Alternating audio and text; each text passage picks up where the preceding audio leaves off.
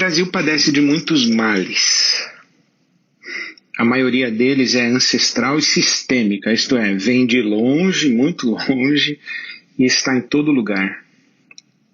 Quero dar alguns exemplos para você, uns 3 ou 4 exemplos de males que o Brasil padece. Bom, o inimigo número 1 no imaginário popular é a corrupção. Corrupção está presente em todo o espectro da nossa sociedade, em todos os partidos políticos, sem exceção. Está presente nas empresas, nas grandes corporações, na iniciativa privada. Está presente nas Forças Armadas, nas polícias, nos órgãos públicos. Mas está presente também nos atos e negociatas do cidadão comum, eu e você, por exemplo. E também nos 3 poderes da República. Tem corrupção no executivo, no legislativo e no judiciário. A corrupção é um mal incrustado na teia social do Brasil. Outro exemplo de um mal que o Brasil padece é falta de memória, que somente não é pior do que a memória distorcida da história do nosso Brasil. Esse déficit de memória não nos permite avaliar profundamente as causas dos males e das mazelas que nós vivemos. Por exemplo, a pobreza nas periferias dos grandes centros urbanos, ela é uma evidência de um racismo estrutural na nossa sociedade. E esse racismo estrutural tem a ver com a maneira como nós tratamos, ou melhor, não tratamos a escravidão. Então, nós não fizemos a memória correta da escravidão no Brasil. A estratificação social e essa mentalidade que nós temos, um conceito de elite e supremacia, onde os pobres são tratados não como cidadãos, mas como mão de obra barata, isso vem de longe. Essa mentalidade de casta que existe também no Brasil. Outro exemplo é a cultura bélica e o elevado grau de violência que a gente vive no nosso país com esse fenômeno assustador que são as facções criminosas, como um poder paralelo ao governo. E de onde vêm essas facções criminosas? Vêm da mistura que foi feita durante a ditadura militar dos presos políticos com os criminosos no sistema prisional. Foi dessa mistura que surgiu uma inteligência e uma lógica organizacional do crime no nosso país. Então a gente não tem memória, né? A gente não faz uma leitura correta da nossa história para buscar as causas dos nossos males. Por exemplo, a própria negação do fato de que sim, nós tivemos ditadura militar no Brasil. E hoje parece que existe uma negação dessa história. E quando você nega uma história, você repete a história. Agora, um outro exemplo de mazela, né? O primeiro é a corrupção, o segundo é a falta de memória ou memória distorcida, que eu dei alguns exemplos de como isso explode. E o terceiro exemplo de um mal que o Brasil padece, sem dúvida, o maior dos males, na minha compreensão, é a desigualdade social e os seus correlatos. Por exemplo, desemprego, pobreza, miséria, fome e morte. Pobreza mata. Então, a pobreza é, acredito eu, o maior mal que a gente vive no nosso país. A desigualdade e a pobreza, né? Agora, eu não acho que é o mal maior do nosso Brasil, mas é um mal muito grande.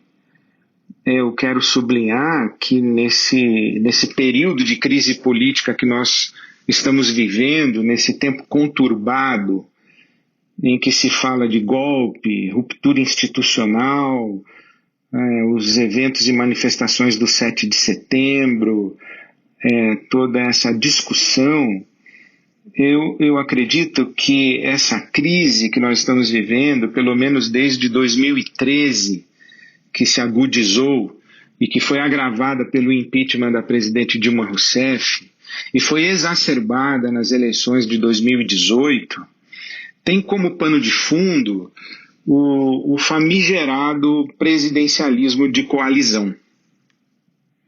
Eu acho que a gente tem que prestar atenção nesse elemento da nossa organização de governança do nosso país, esse famigerado presidencialismo de coalizão. Criado para ser um sistema de freios e contrapesos para que os poderes executivo, legislativo e judiciário cooperassem entre si, se vigiassem um ao outro mutuamente, a necessidade de submeter as propostas de governo à aprovação do Congresso gera essa promiscuidade das alianças entre partidos que compõem a base do governo. Então, o presidencialismo de coalizão é caracterizado pelo fisiologismo, um fisiologismo descarado. O pessoal não tem nem vergonha mais de ser fisiológico. É um fisiologismo onde não existem convicções. E os deputados e senadores, eles trocam de partido e de lado ao sabor das circunstâncias e das suas conveniências. Então, é a necessidade de compor base de governo, de fazer alianças, que gera o que nós chamamos de velha política, né? A tal da velha política, isto é, a transação de cargos e verbas em troca de apoio político para o governo. Então, o presidencialismo de coalizão é um negócio muito esquisito que a gente não superou ainda e não conseguiu resolver.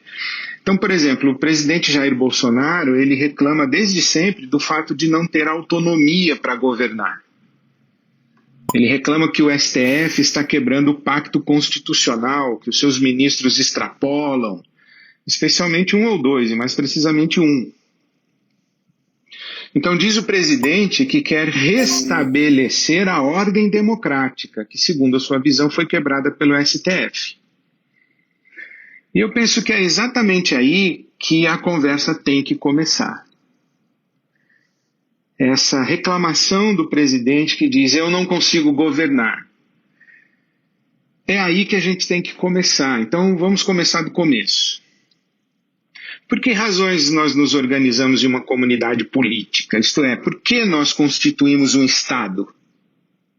Qual a finalidade de instituirmos autoridades civis e nos submetermos a um governo? Por que a gente faz isso? Por que a gente organiza Estado? Por que a gente estabelece governo, forma de governo, regime de governo e se compromete num pacto social a se submeter a um governo dentro de um regime? Existem duas grandes respostas, ou melhor dizendo, duas grandes tradições. Uma otimista e outra pessimista, né? Então vamos à otimista. A otimista, ela vem ali, por exemplo, de Aristóteles, que disse que o ser humano é um animal político.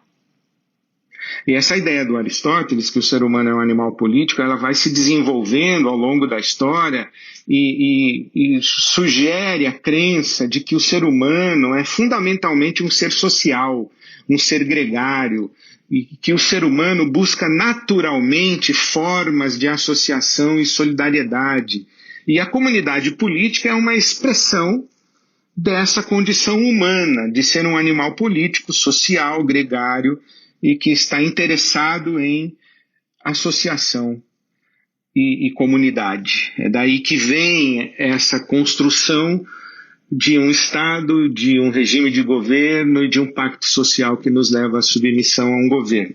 Nessa tradição estão, por exemplo, filósofos como Kant, Immanuel Kant, Locke, e o Rousseau, por exemplo, que disse que a finalidade da associação política é a prosperidade dos seus membros, né? Então essa ideia de que juntos nós somos mais fortes, juntos nós vamos mais longe, com o intercâmbio das nossas potências e com a transação justa das nossas riquezas, a gente beneficia todo mundo, e que se a gente consegue trabalhar em cooperação, que se a gente consegue se mobilizar de maneira organizada para o bem comum, todo mundo sai ganhando. Então, essa é uma visão otimista de que o Estado e o governo possibilitam essa comunidade política interessada na prosperidade de todos os seus membros, né?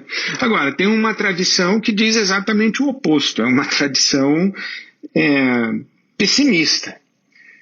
Ela afirma que o ser humano, deixado à sua própria sorte, ele vai tender inevitavelmente ao conflito, à guerra de todos contra todos, e que somente um poder externo ao ser humano, ou ao indivíduo, ou a um grupo, qualquer que seja ele, somente um poder externo pode conter a volúpia de ganância e essa força canibal, autofágica que o ser humano tem, né? Então, nessa tradição está, por exemplo, Hobbes, Thomas Hobbes, que tornou célebre a frase do dramaturgo romano Platus, em latim, homo homini lupus, homo homini lupus, o homem é o lobo do homem, que significa que o maior inimigo do homem é o próprio homem.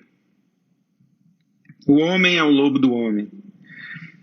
Então, esse pessimismo antropológico também está presente na nossa tradição cristã reformada, que afirma que o homem é um ser quedado, um ser caído, é um ser cujo pendor é para o mal. Tem uma expressão de Martinho Lutero muito interessante. Lutero dizia que a Bíblia não nega que o ser humano seja capaz de escolher entre o bem e o mal. Somente afirma que toda vez que ele tem que escolher entre o bem e o mal, ele escolhe o mal. Então essa era a visão antropológica de Lutero, por exemplo. A visão calvinista da depravação completa do ser humano. O ser humano quedado, ele é absolutamente depravado, não tem nenhum bem no ser humano. Essa visão pessimista antropológica faz com que a gente se abrigue sob uma comunidade política, isto é, um Estado, um governo, para a gente se proteger do nosso semelhante, né? E, na verdade, também para proteger o semelhante de nós. Então, se nós tendemos naturalmente ao conflito, à competição, e nós somos gananciosos e queremos tomar o que é do outro, nós queremos tomar posse de tudo, nós vivemos no reino do eu, nós temos que organizar alguma força que contenha esse ímpeto do homem como lobo do homem, e essa força é o Estado e o governo. Então, assim, eu acredito que as duas tradições têm dimensões de verdade. Eu não concordo plenamente com nenhuma das duas, mas admito que sim, elas têm dimensões de verdade, né? Então, por exemplo, a bondade do homem, né? Já que o ser humano é bom, o ser humano tem uma dimensão de bondade, mas tem uma dimensão de maldade. Então, a bondade do homem é que faz com que a gente se espante com a maldade. Né? A gente não ficaria espantado nem horrorizado com a maldade se a gente não tivesse dentro da gente uma bússola cujo norte é a bondade. Então, só porque a gente tem uma dimensão de bondade é que a gente se espanta e se horroriza com a maldade. Né? Senão a gente não conseguiria nem mesmo perceber a maldade como maldade. Então é a bondade humana que explica solidariedade, generosidade, busca pela justiça. A bondade humana é o que nos faz desenvolver mecanismos de contenção da maldade. A gente é ciente de que tem maldade no mundo, então a gente constrói mecanismos de contenção da maldade e de proteção das pessoas mais vulneráveis nas nossas sociedades. Então é por isso que a gente protege criança, a gente protege mulher grávida, a gente protege idosos, pessoas portadoras de deficiência. Isso é o mínimo né, da convivência humana. Isso é a bondade nossa que faz a gente construir esses mecanismos de cuidado, de proteção e de contenção da maldade, né? Então, a bondade humana foi que nos moveu a criar estruturas de governo, leis, as leis que definem os limites dentro dos quais os governantes devem atuar para o bem comum, né? Então, a bondade humana nos levou, por exemplo, a desenvolver as diferentes formas de democracia: democracia direta, democracia participativa, democracia representativa. Foi a bondade humana que inventou esse negócio chamado democracia. A bondade humana nos deu consciência de que nenhum homem, nenhum ser humano, nenhum governo, na verdade ninguém, pode ter poder absoluto, um poder inquestionável, e pode funcionar fora da obrigação de prestação de contas nos termos da lei. O anarquista Proudhon, ele disse que nenhum homem conquista o poder. O poder é que conquista o homem. E o historiador britânico que nós conhecemos como Lord Acton, ele disse: o poder tende a corromper, e o poder absoluto corrompe absolutamente. De modo que os grandes homens quase sempre são homens maus. Então, a bondade humana nos fez enxergar isso. E foi essa dimensão de bondade que nos exigiu a criação de sistemas e regimes de governo que nos protegessem do que temos de maldade e potencializasse o que temos de bondade. Então, o teólogo cristão Reinhold Niebuhr, ele disse: a bondade do homem faz a democracia possível. A maldade do homem faz a democracia necessária. Então, essa é a inteligência por trás desse sistema que chamamos republicano, que distribui o poder entre três instituições: o executivo, o legislativo e o judiciário, que atuam em cooperação e vigilância mútua, a partir do princípio básico de organização da maioria dos estados democráticos, que é o chamado sistema de freios e contrapesos. Né? Por quê? Porque ninguém pode governar com poder absoluto. Então, sim, quando o presidente da República diz que não tem autonomia para governar, ele está certo. Ele está certo. Ele diz: olha, eu não tenho autonomia para governar. Ele está certo, mas ele está certo porque essas são as regras do jogo de uma democracia liberal.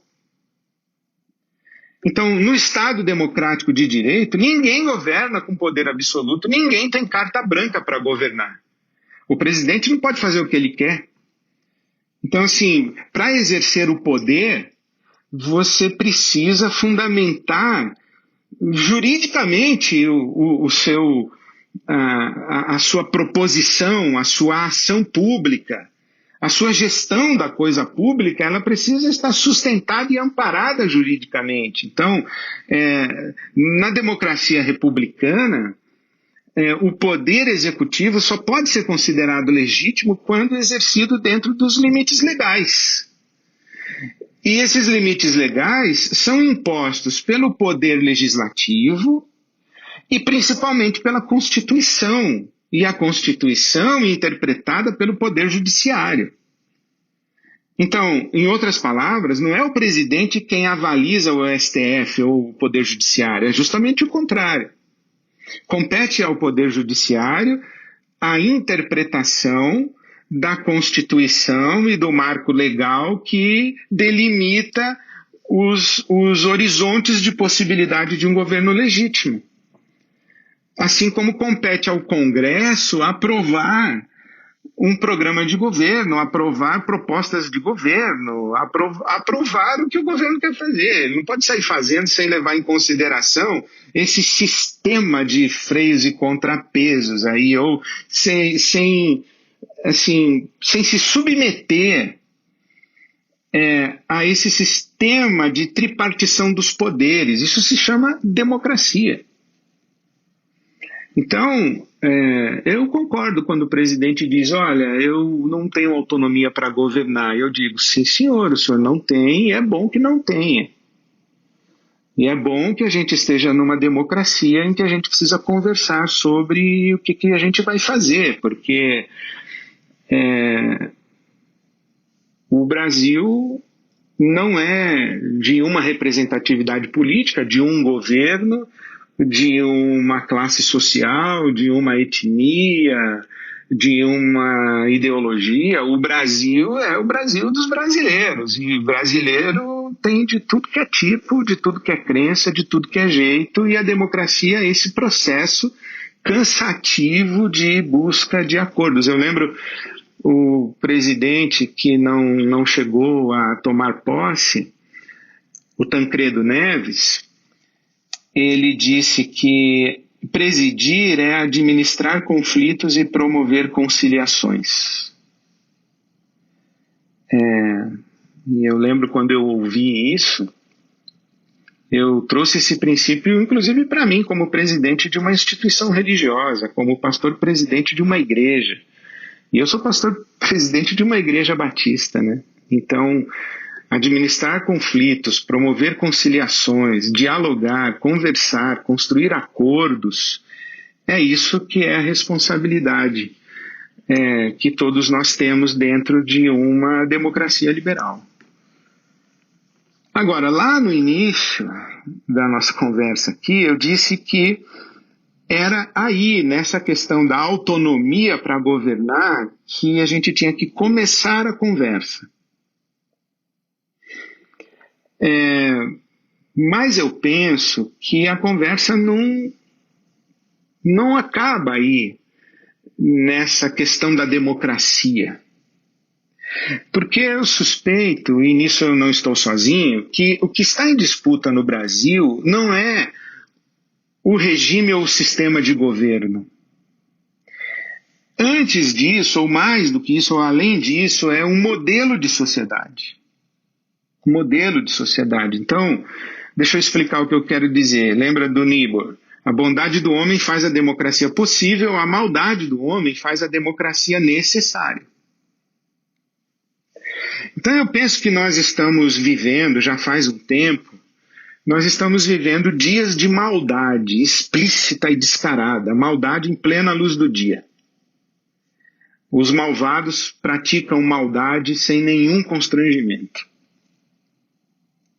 Então a maldade do homem, essa porção egocêntrica, gananciosa, violenta, esse ímpeto de satisfazer desejos e caprichos, fazer prevalecer as ideias, inclusive com o uso da força, com o uso da força econômica, da força física, da força bélica, da força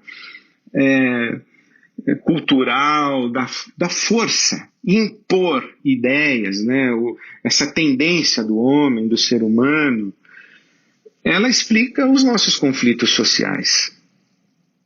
Então a Bíblia Sagrada, palavras de Tiago, que era o líder da igreja de Jerusalém, Tiago diz que as guerras e contendas sociais procedem das paixões que guerreiam dentro de nós. As guerras e contendas sociais acontecem porque nós somos cheios de cobiça. Mas não conseguimos satisfazer os nossos desejos. Nós temos invejas uns dos outros, mas não conseguimos realizar os nossos desejos. E essa inveja e essa cobiça, essas paixões que a gente tem dentro da gente, por causa disso nós estamos dispostos, inclusive, a matar. E essa é a razão porque vivemos a lutar e fazer guerras, disse Tiago. Tiago capítulo 4, os versículos 1 e 2. Então eu não construí nada, eu só falei o que o Tiago falou. Ele diz que a maldade do ser humano, a dimensão de maldade do ser humano, é que gera guerras e contendas sociais e conflitos, e por isso que nós vivemos a lutar e fazer guerras. Então, nós seres humanos, nós temos uma tendência, ou talvez até uma necessidade, de sermos considerados especiais. É o povo eleito, o povo escolhido, nós somos os mais inteligentes, os mais qualificados, os nossos filhos são os mais inteligentes da classe, eles são os primeiros alunos e são os mais bem-sucedidos. E nós também achamos que somos especiais, e porque nós somos especiais, nós temos mais direitos do que os que não são tão especiais. Por quê? Porque nós acreditamos que temos mais méritos. Nós merecemos mais porque nós somos mais. Isso está embutido na nossa lógica, ou que vem ou da nossa ancestralidade adâmica, ou do nosso desejo de ser Deus, ou da nossa cultura, seja lá o que for, mas está embutido dentro do ser humano a sua necessidade de ser singularizado. E de ser considerado especial. Então, a maioria de nós tende a acreditar que a sua visão de mundo, a sua cultura, a sua religião, até mesmo a sua raça, é a melhor. Ou a verdadeira, né? A minha religião é a verdadeira, a minha cultura é a verdadeira, e a minha raça é a melhor. Aliás, esse conceito de raça, ele se presta para afirmar essa mentalidade aí de ser melhor, de ser superior, essa mentalidade supremacista. Você pode pesquisar sobre o conceito ou a história da invenção da raça. Quando é que inventaram raça, né? E você vai descobrir como tudo isso tem sido muito usado para sustentar e justificar uma sociedade hierarquizada, em uma sociedade onde uns valem mais, outros valem menos, né? Bom, mas voltando para o ser humano, que tem essa tendência de se achar melhor que o vizinho, ou odiar o vizinho quando se sente inferior a ele, isso é um problemão que a gente tem que conviver, né? Eu me acho melhor que o meu vizinho, e quando eu não me acho melhor que o meu vizinho, eu tenho inveja dele, eu até chego a odiar ele. E até eu desejo que ele não exista. Então, Caim e Abel são um arquétipo bíblico muito interessante. O Caim, num determinado momento, ele se sente menos que Abel, seu irmão. Ele se sente preterido. Deus preteriu Caim em favor de Abel. Ele se sente diminuído. Né? Ele se sente injustiçado, lesado. Ele olha para Abel e se sente inferior. E o que é que ele faz? Ele mata o irmão Caim, mata o irmão Abel. Caim matou seu irmão Abel. Então, essa violência, né, homicida, é quase sempre um ato do fraco, do ressentido. Porque não conseguiu conviver com essa necessidade de ser especial, ser o maior, ser o melhor, ocupar o topo da pirâmide e não estar lá. Ou pelo menos não sentir que estar lá. E não conseguiu suportar e enxergar aqueles que lá estão. Então essa expressão da maldade humana é que faz surgir os regimes totalitários, por exemplo, como o fascismo e o nazismo. Né? Parêntese, socialismo, comunismo são teorias econômicas, do mesmo jeito que capitalismo e neoliberalismo, não são regimes ou sistemas de governo. Então o totalitarismo, a ditadura, a democracia, a monarquia, essas são formas ou regimes ou sistemas de governo, né? Então o fascismo e o nazismo são totalitários, né? Foram totalitários, né? E o fascismo e o nazismo são diferentes entre si, mas têm algumas semelhanças. Por exemplo, eles são baseados nos conceitos de nação, pátria e raça. Raça pura, o povo ariano, os melhores, né? A não miscigenação da raça para não macular a raça pura ariana, né?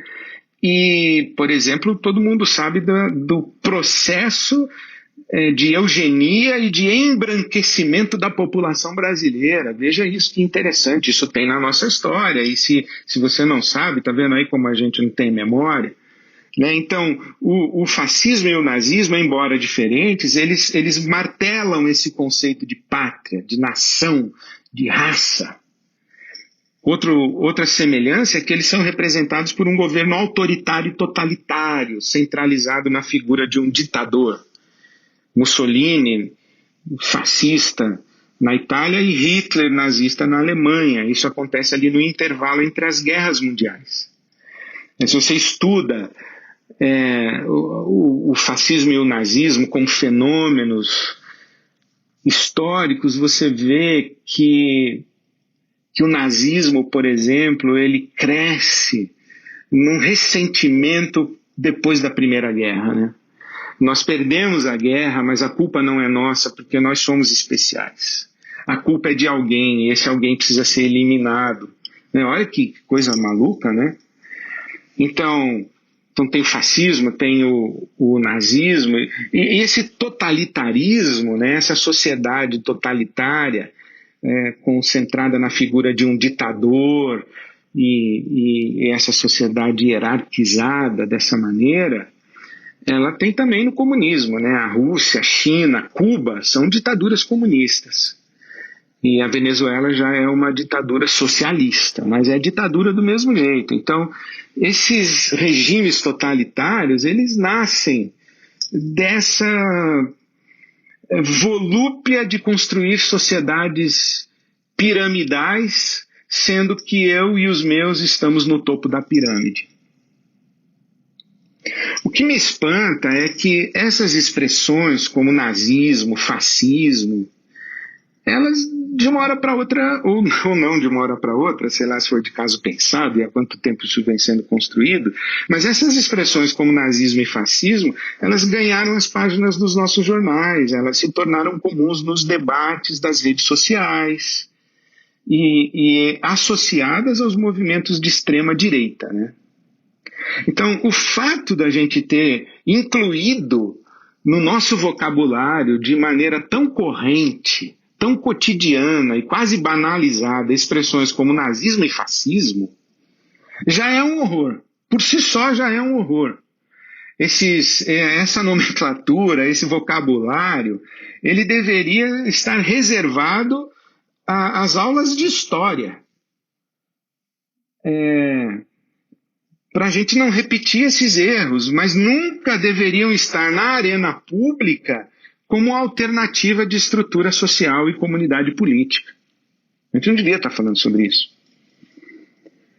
Então, além do nazismo e do fascismo, também corre nos bastidores dos movimentos de extrema-direita o tradicionalismo, né? O texto do Benjamin Teitelbaum, a luta pela eternidade, a editora Unicamp, ele diz que o tradicionalismo é originalmente uma escola espiritual filosófica. Antes de ser uma escola política, é uma história espiritual filosófica. Né? E os seguidores do tradicionalismo, eles acreditam que a humanidade está no fim de um longo ciclo de declínio e que será concluído com destruição total e o renascimento de uma nova sociedade aí. E o que foi perdido nesse longo ciclo de declínio, acreditam os tradicionalistas, foi o sentido de religião, foi o sentido de ordem da sociedade. Né? A sociedade virou uma bagunça. Por quê? Porque perdemos o nosso senso religioso. E a perda do senso religioso, por isso que é uma escola filosófica espiritual, a perda do senso religioso gerou caos social, porque as coisas saíram do lugar. Por exemplo, as mulheres saíram do seu lugar.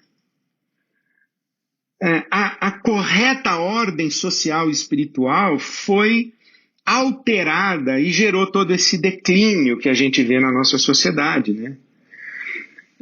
Então, o tradicionalismo quer uma sociedade em ordem e entende ordem como hierarquias baseadas em supremacias. E o tradicionalismo, além de ser uma proposta política e ter uma agenda política, né, você pode ver os conselheiros da Casa Branca e os conselheiros do bolsonarismo, como Steve Bannon, Olavo de Carvalho, eles passeiam por esse mundo do tradicionalismo com muita facilidade. Então, é uma agenda política, sim, mas que tem motivação religiosa. E isso que é muito interessante, é uma sociedade que está um caos e ela entrará em ordem quando Deus estiver acima de todos. Então nós estamos falando não de uma disputa sobre um regime de governo, nós estamos falando de um modelo de sociedade, né? Então eu penso que o Brasil sempre teve no subsolo da sua tessitura social um sem número de gente fascista, nazista, antidemocrática. Eles sempre existiram, esses extremistas sempre existiram. Eu não estou dizendo, absolutamente, eu não estou dizendo que os bolsonaristas eles são fascistas, nazistas, eu não estou dizendo isso, seria uma idiotice minha, até porque eu tenho muitos amigos e pessoas muito próximas, inclusive familiares, gente que eu amo, que eu admiro, que eu respeito, que fez uma escolha num momento histórico, acreditando que estava fazendo o melhor para o país, e tem alguns deles, algumas dessas pessoas que ainda acreditam. Eu não estou falando que todo bolsonarista é nazista, isso seria uma estupidez, uma generalização injusta, estúpida, burra. Não estou dizendo isso. Mas o que eu estou dizendo é que pessoas com essa índole nazista, fascista, antidemocrática, totalitária, autoritária, excludente, de sociedade hierarquizada, piramidal, com mentalidade de supremacia, etc., que essas pessoas, elas sempre existiram. E existiram no subsolo do nosso país. Com o fim dos 20 anos de ditadura militar, né, os 20 anos ali de 1964 a 1984, é mais ou menos esse o período, essas figuras se resignaram ao anonimato. Né, elas passaram a viver um tipo de clandestinidade. Então, por exemplo, não foi porque o nazismo acabou que os nazistas acabaram. Os nazistas se espalharam e se esconderam pelo mundo. E a gente assistiu essa história de vira-mexe aparece um criminoso nazista sendo descoberto em algum lugar. Então, essas pessoas, depois que a ditadura militar no Brasil acabou, essas figuras se resignaram a um anonimato, a uma clandestinidade, e eles atuavam ali. Por quê? Porque eles sabiam que tinha aparecido um novo mundo tinha emergido e estava emergindo, né? Um mundo onde não havia lugar nem para eles, nem para as ideias deles. Um mundo com ideais igualitários e libertários, uma cultura que não mais tolerava sectarismo, segregação, autoritarismo, um mundo que insistia em afirmar, e insiste, né, em afirmar que a igualdade de todos os cidadãos, o respeito aos direitos humanos, a busca de justiça social ou pela justiça social, a construção de um estado de bem-estar social, isso tudo eclode ali com o fim da ditadura e vai ganhando corpo, vai ganhando densidade, né? Então, o ambiente pós-ditadura militar no Brasil era intolerante com ideias de supremacistas de qualquer espécie, supremacia de raça, de classe social, de religião, de gênero. Né? Então, o mundo pós-ditadura era um mundo que profetizava contra essa estrutura piramidal das nossas sociedades, estratificada, piramidal, hierarquizada. Né? E o tempo todo se ocupava de implodir essa pirâmide. E vivia essa utopia de que todos somos iguais e que gozamos dos mesmos direitos e deveres, o que parece óbvio, mas não é óbvio para todo mundo. Mas eles sabiam que tinha chegado o tempo dessas ideias. Então eles foram para o anonimato, para uma certa clandestinidade, né? Porque esse mundo acreditava na coexistência de todos numa sociedade justa e pacífica e buscava isso. Claro, é uma utopia, né?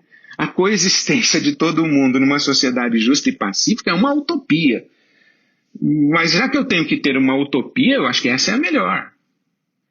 É indiscutivelmente melhor do que qualquer ditadura, de qualquer estado totalitário, de que qualquer estado autoritário. Então, essa é a melhor utopia, né? Então, assim, aquele mundo onde alguns eram especiais, o mundo onde a gente dizia que todos são iguais, mas alguns são mais iguais, então, aquele mundo foi condenado como algo a ser varrido da história, algo que deveria ser lembrado apenas para que não repetíssemos aquela tragédia e não repetíssemos aqueles erros, né? Mas sempre existiu gente que continuou acreditando que branco vale mais que preto, que homem vale mais que mulher, que hétero vale mais que homossexual, que rico vale mais que pobre, que militar vale mais que civil, que europeu vale mais que africano, que norte-americano vale mais que sul-americano, que homem branco vale mais que índio. A gente sempre teve gente acreditando nessas coisas, né? A questão é que nós acreditávamos, nós pensávamos que essas pessoas, essa minoria extremista, supremacista, nós acreditávamos que essas pessoas, que essas coisas, elas eram uma minoria que tendia à extinção. Que essas pessoas eram filhos e filhas de um mundo fadado ao esquecimento, né? Mas, de repente, a gente é surpreendido com a aparição pública dessas minorias e desses extremistas, né? Nós começamos a ouvir discursos racistas, conviver com bandeiras nazistas nas ruas, penduradas nas janelas.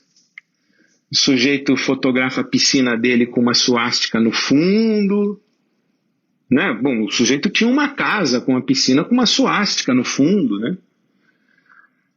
Agora ele acha que pode publicizar isso daí.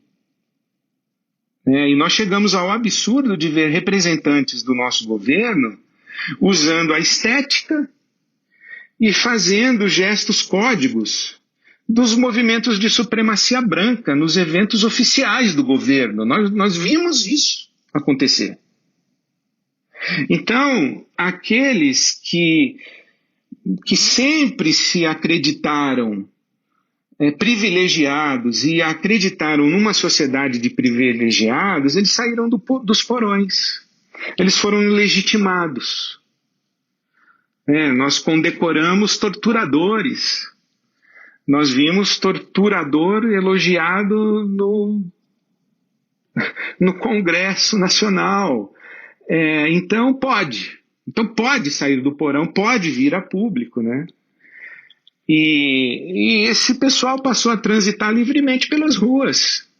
Eles tiraram seu arsenal de armas do armário e passaram a ostentar essas armas em vídeos muito ameaçadores, né? Como se nós estivéssemos no Velho Oeste, né? Um monte de macho idiota que pensa que está em filme de John Wayne, filme de cowboy. Quer dizer, o Velho Oeste não é uma sociedade legal para modelar a nossa. Mas isso está presente na nossa sociedade como uma realidade plausível. Por exemplo, um monte de gente emergiu da Deep Web, porque essas coisas todas sempre aconteceram na Deep Web, na internet profunda, como se diz, e passou a divulgar as suas ideias nefastas em grupos de WhatsApp. Em sites que propagam fake news, em gabinetes de ódio, sei lá onde ficam esses gabinetes e quem faz parte disso, né? Eu sei que é financiado por gente que acredita nisso. E gente inspirada em ideias malignas e reacionárias, né? Ideias que são próprias de um mundo e de um tempo que tinha que ter ficado lá para trás na história, mas parece que não ficou. Então, gente que vive de criar inimigo, gerar uma cultura de medo, de violência, espalhar uma necropolítica, né, uma política de morte, né, uma verdadeira máquina de morte. Então, lembra do Hobbes, aquele do homem, lobo do homem? Então, Hobbes dizia que numa sociedade movida, né, animada pelo medo, pela inveja, pela disputa, pela desconfiança, pela hostilidade, pela violência, numa sociedade assim, todo mundo se concentra em ataque e defesa.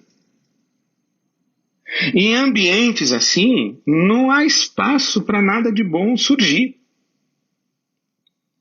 O trabalho é precarizado, o empreendedorismo é desencorajado, o saber é desvalorizado, a educação, a arte e a cultura são menosprezadas, a vida vai se tornando competitiva, solitária, brutal, violenta, né? Brutal.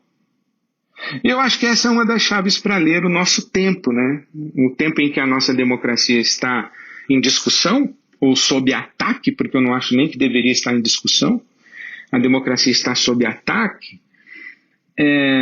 A verdade mais profunda é que a democracia está sob ataque porque existem pessoas que preferem uma sociedade onde o lema da nossa bandeira é interpretado como base para um mundo hierarquizado, totalitário, autoritário, e esse mundo é entendido como um mundo de ordem e progresso, né? Então, uma sociedade onde os pretos, pobres e periféricos devem permanecer no seu lugar de subalternidade. Preto, pobre e periférico não é cidadão, é mão de obra barata de classe média, da máquina de produção, do setor industrial, etc. Quer dizer, da máquina produtiva para manter o mundo funcionando. Então a gente precisa de peão. Então vamos fabricar peão. E quem vai ser peão? Eu e o meu filho? Que não, vai ser o seu filho. Então o seu filho faz curso técnico, o meu filho faz faculdade. Essa sociedade onde as crianças portadoras de deficiência atrapalham, onde os jovens pobres não podem nem sonhar, né, em fazer uma faculdade. É uma sociedade onde os gays eles têm que ou se esconder ou morrer, né, ou sumir do horizonte, da vista, ou vai morrer. Uma sociedade onde os povos originários podem e devem ser extintos para dar lugar ao progresso, né? Os índios atrapalham o progresso. A floresta pode queimar. Por quê? Porque a floresta é grande, não acaba nunca. O solo é fonte de riqueza para o mercado. Então vamos queimar a floresta e transformar a floresta em solo produtivo para o mercado, para a máquina produtiva. Isso. Enfim, é um mundo que é posse e é governado pelos cidadãos de bem. Agora, de minha parte, eu não acho que isso é um mundo legal, não. Um mundo onde a ordem é vista como uma sociedade hierarquizada de supremacia e de ditadura de qualquer ideologia, de qualquer expressão religiosa imposta de cima para baixo. Eu não quero esse mundo, não. Da minha parte, eu prefiro um mundo de liberdade, igualdade e fraternidade. Esses valores e conceitos que a Revolução Francesa roubou da gente, da fé cristã e da tradição protestante. Porque se tem alguma coisa que combina com a utopia cristã, com a mensagem do reino de Deus e com a mensagem de Jesus, eu acho que são esses valores de igualdade, fraternidade, liberdade, paz, né, a pacificação, a reconciliação e dos diferentes e tudo isso aí. Então, é isso aí que a gente acha que é a Revolução Francesa, isso aí está na gênese do protestantismo, por exemplo, se não do catolicismo hierárquico também, e imperialista, que foi o Império de Constantino, ou que começa ali em Constantino, se não na estrutura do catolicismo igualmente hierárquico.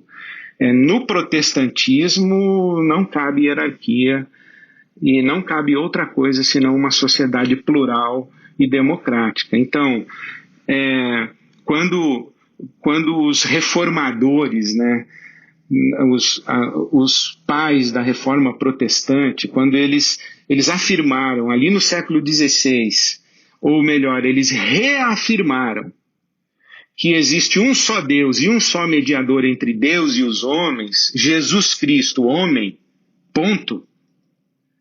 Eles não somente quebraram a autoridade da igreja e do rei, como detentores da verdade inquestionável, do poder incontestável, mas também eles afirmaram a liberdade de consciência, a autonomia do indivíduo diante de Deus e dissolveram, fizeram virar pó toda e qualquer hierarquia que se pretenda absoluta. Absoluto mesmo, só Deus. Somente Deus. E entre Deus e os homens, somente Cristo. Então, sim, a minha utopia aponta para uma sociedade plural e horizontal, né? E também por essas razões, eu sou democrata. Eu sou pela democracia. Eu não acredito que as soluções para o Brasil passam por uma ruptura institucional, porque eu não acredito no modelo de sociedade que aqueles que estão querendo ou advogam ou desejam uma ruptura institucional e uma intervenção militar, eu não acredito que o modelo de sociedade deles me serve. Me serve como brasileiro, me serve como cidadão brasileiro, não serve para o meu país e não serve para mim como ser humano. Enfim... eu sou absolutamente contrário a qualquer governo autoritário, totalitário, qualquer ditadura, de qualquer lado. Agora, eu penso que mais do que o partido A, partido B, o candidato A, B, ou C, ou D, inclusive porque no nosso país o jogo de conveniências é muito explícito, né? A gente não lança necessariamente como candidato a melhor pessoa. A gente lança aquele que tem mais chance de ganhar a eleição. E a gente depois dá um jeito de fazer com ele alguma coisa, né? A gente espera para ver se a coletividade, o contingente eleitoral captura uma identidade, um candidato. E se capturou um candidato, não importa se ele é bom ou se ele é mau. Se ele tem chance de vencer, a gente investe nele e depois resolve. Então eu não acho que o problema está no partido A ou B ou no candidato C ou D. Eu acho que o problema está nesses extremistas, né? E eles estão em todos os lugares. Então eu penso que a ameaça ao futuro do nosso país são os fundamentalistas que não conseguem coexistir com quem pensa diferente, com quem acredita diferente, com quem se comporta diferente, com quem tem uma religião diferente, enfim, com quem é diferente. Não consegue conviver e coexistir com quem é diferente. Então a maior ameaça ao nosso país está em toda e qualquer representatividade política que nega ao diferente o direito de ser e existir. Então, por isso... eu volto a dizer, eu não desejo apenas uma democracia, eu quero mais do que isso, eu quero uma sociedade onde cabe todo mundo. Onde todo mundo seja cidadão de direitos e deveres. Então, é justamente por isso que eu voto pela democracia, né? E fazendo essa escolha pela democracia, eu também me comprometo com os processos da democracia. Que eu não gosto de todos, evidentemente eu não gosto de todos. Eu acato as decisões das urnas para o executivo, mesmo quando os resultados não refletem aquilo que eu desejava. Então, eu não votei em todos os prefeitos e governadores que governaram a cidade de São Paulo e o estado de São Paulo. Eu também não votei em todos os presidentes que governaram o Brasil. Eu lembro uma vez que eu entrei peguei um táxi, eu perguntei, era período eleitoral, perguntei pro taxista, né? Eu falei, e o senhor já escolheu o seu candidato? Ele falou assim, já, nunca perdi uma eleição. E eu achei interessante que ele escolher o candidato era tipo assim, ó, como se ele fizesse a aposta no cavalinho que vai chegar na frente. E ele falou, nunca errei, sempre votei no primeiro. E eu sou mais infeliz que o taxista lá, porque eu já perdi muita eleição. Mas eu sempre celebrei o direito de votar.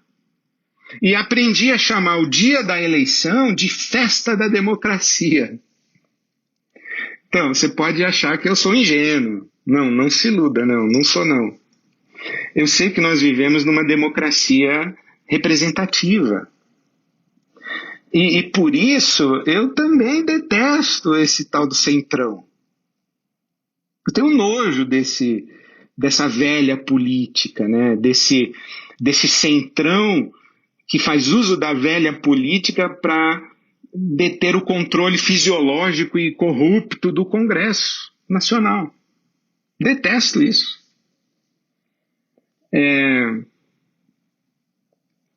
Eu ouço desde sempre histórias dos abusos e das negociatas que não existem apenas no STF. Não são só ministros do STF que são suspeitos ou culpados de venda de sentença e de parecer. O sistema judiciário do nosso país, ele é todo corrompido. A corrupção não é privilégio de ninguém no Brasil, é um mal que todo mundo convive com ele. Então eu sei que o nosso judiciário comete abusos e extrapola. Mas eu não acredito que a ditadura seja a solução para isso. Eu acredito na democracia liberal, no sistema de freios e contrapesos. Eu acredito em submeter à votação do Congresso. Eu acredito a submeter aos pareceres do Supremo Tribunal. Eu acredito na força do Executivo de compor o seu ministério e de impor com decretos e exercer. Enfim, eu acredito nesse negócio de três poderes brigando entre si para buscar um equilíbrio e um acordo para o bem do país. Eu não acredito em dar um poder absoluto para um grupo só, uma pessoa só, uma representatividade só. Eu não acredito. Porque se é verdade que todas as formas de democracia têm os seus defeitos e as suas limitações, eu também acredito que é verdade o que o Winston Churchill disse. Ele estava certo quando ele disse que a democracia é a pior forma de governo, à exceção de todas as demais formas que têm sido experimentadas ao longo da história. Eu sou Ed Renekiewicz e Correlê é o meu podcast.